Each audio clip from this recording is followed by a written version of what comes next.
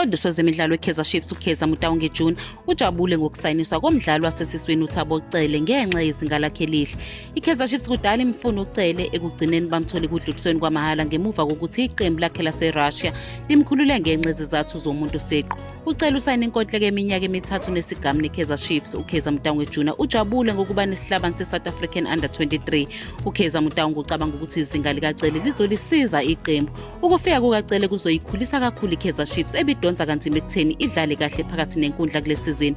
Leli qembu lihlasele ukulimala nokumiswa okuphazamisa ukuhamba kwalo nesigqi. Bebeswele nomdlali wasesiswini ongasalinqobele emuva ibhola. Ukuba khona kukaCele kuzosiza ukulungisa lezi zinkinga kuphinde kulethe uzinzo nokujula esiswini.